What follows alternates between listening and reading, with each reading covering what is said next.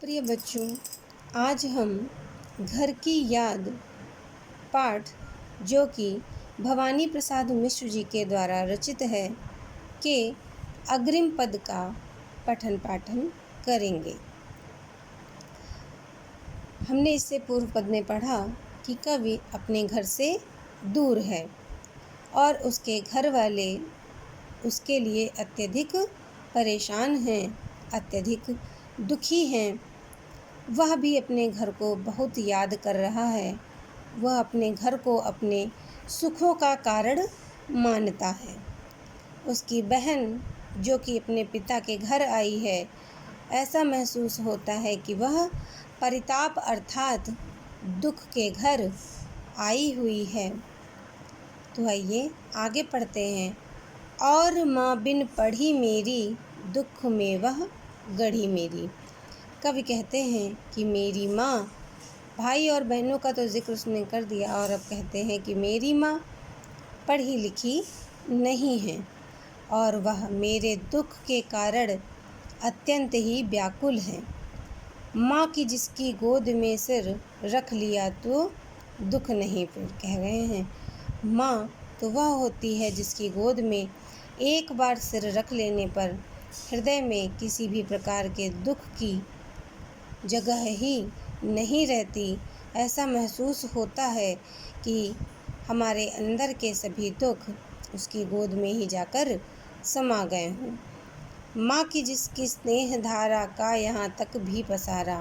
कह रहे माँ जिसकी स्नेह धारा, जिसके प्रेम की नदी यहाँ तक मुझे बहती हुई महसूस हो रही है। वह कहते हैं कि मेरी माँ मुझसे बहुत अधिक स्नेह करती है। वह जब भी मुझे याद करती हैं तो इसका आभास मुझे यहाँ पर भी हो जाता है। उसे लिखना नहीं आता जो कि उसका पत्र पाता। कहते हैं क्योंकि माँ पढ़ी लिखी नहीं है, जिसके कारण उसे लिखना भी नहीं आता है। यदि उसे लिखना आता होता तो मुझे अब तक अवश्य ही उसका पत्र मिल गया होता।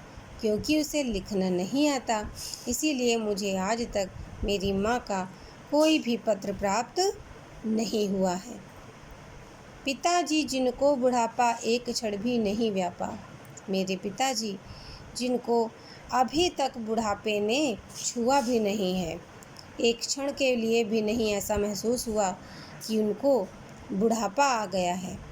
वह बहुत ही अधिक कर्मठ हैं, बहुत ही अधिक स्वाभिमानी हैं और आज भी वह इतनी कसरत करते हैं कि उनके अंदर कभी भी किसी भी प्रकार के बुढ़ापे की झलक भी महसूस नहीं होती। जो अभी भी दौड़ जाएं, जो अभी भी खिलखिलाएं, वह आज भी इस प्रकार हैं कि आज भी किसी के भी साथ, किसी भी युवा के भी साथ वह दौड़ लगाने में सक्षम हैं, जो आज भी खिलखिला कर हंसते हैं।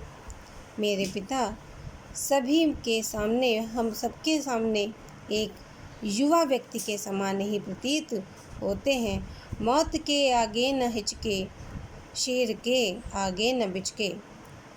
चाहे मौत ही उनके सामने क्यों ना आ जाए, वह हिचकते नहीं हैं।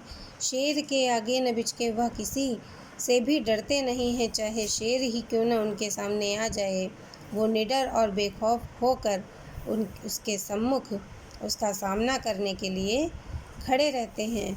बोल में बादल गरजता, काम में झंझाल रजता। कहते हैं कि बोल में उनके ऐसा महसूस होता है जब वह बोलते हैं तो बादल गरज रहे हैं, और काम में झंझाल रजता, काम में अर्थात जब वह कार्य करते हैं तो ऐसा महसूस होता है कि जैसे आंधी तूफान आ रहा हो। इतना उनके काम में, उनके कार्य करने की जो तरीके हैं उनमें, उनके खुद में इतना तेज है कि वह इतनी तेज़ी से कार्य करते हैं। ऐसा महसूस होता है कि जब बोलते हैं तो बादल गरजते हैं और जब वह कार्य करते हैं तो आंधी तूफान की तरह से वह कार्य करते हैं। तो इस प्रकार वह अपने पिताजी के युवावस्था का वर्णन करते हैं।